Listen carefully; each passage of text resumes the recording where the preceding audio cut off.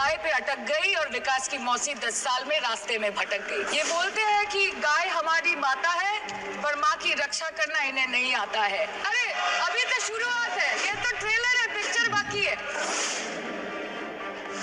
Sir, इस देश के लोगों का यही है किस्सा कि जिसको जिताया वो राजा की तरह जाएगा और जिन्होंने जिताया वो फकीर की तरह। हम सुनते आए थे कि संडे हो या मंडे रोज खाओ अंडे, और अंडे का फंडा यही है सर कि भारत के बच्चों की किस्मत में महीने में एक अंडा नहीं मिलता। सर, नीट के घोटाले से लेके जीएसटी के बोझ तक, एयरपोर्ट की छत टूट जाने से लेके रेल पटरी से छूट जाने तक, तृणमूल कांग्रेस के सदस्य, हर सांसद देश के हर गंभीर मुद्दे पर चर्चा करेंगे। बस यही आपको बोलना था। इसका जवाब अगर आप देश के किसान से पूछेंगे तो वो आपको यही बात बोलेंगे कि चाय से शुरू हुई थी सरकार और गाय पे अटक गई और विकास की मौसी 10 साल में रास्ते में भटक गई। सर, किसान खुद क्या खाएंगे? अपने परिवार के लोगों को खिलाएंगे? अपनी गाय भैंस भेड़ बकरी को क्या खिलाएंगे? सर, ऐसे ही वारदात होते हैं जहां गरीबी से जूझता हुआ एक किसान उसको अपनी गाय भेड़ बकरी को बेचने में मजबूर करते हैं और अंत में जाके वो अपनी खुद की जान ले लेते हैं। सर, पिछले 10 सालों में 1,12,000 किसानों ने इस देश में आत्महत्या की। एनसीआरबी की एक रिपोर्ट के अनुसार 10 साल में हर दिन इस देश में एवरेज में 30 किसान हर दिन अपनी जान ले लेते हैं। सर, इस देश के लोगों का यही है किस्सा कि जिसको जिताया वो राजा की तरह जाएगा और जिन्होंने जिताया वो फकीर की तरह।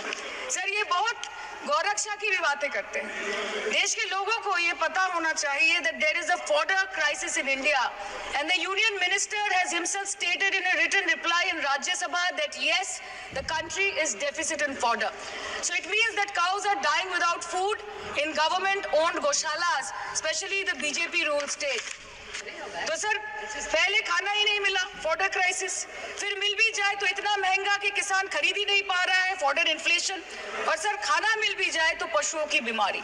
उससे मुकाबला करने के लिए इस सरकार ने क्या किया? ये बोलते हैं कि गाय हमारी माता है, पर माँ की रक्षा करना इन्हें नहीं आता है। आम आदमी के दूध, छाछ, लस्सी, दही, पनीर पर 5% की जीएसटी, क्रीम, कंडेंस्ड मिल्क, मक्खन, घी पर 12% की जीएसटी और अमीरों के हीरो पर सिर्फ 1.5% की जीएसटी। सरकार उनको रिलीफ नहीं देती है जो विदेश में जाके मिल्क शेक और लाते की चुस्कियां लगाते हैं। ये सरकार उनको रिलीफ नहीं देती जो आम आदमी 2 पैकेट दूध खरीदने से पहले 10 बार सोचता है। सर, बचपन से हम सुनते आए थे कि संडे हो या मंडे रोज खाओ अंडे।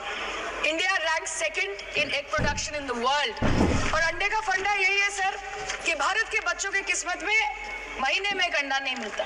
मिड डे मील के चलते हफ्ते में अगर एक आध अंडा मिल भी रहा था तो कहीं धर्म के नाम पे तो कहीं महंगाई के चलते उसे बंद करने की मांग उठ रही है।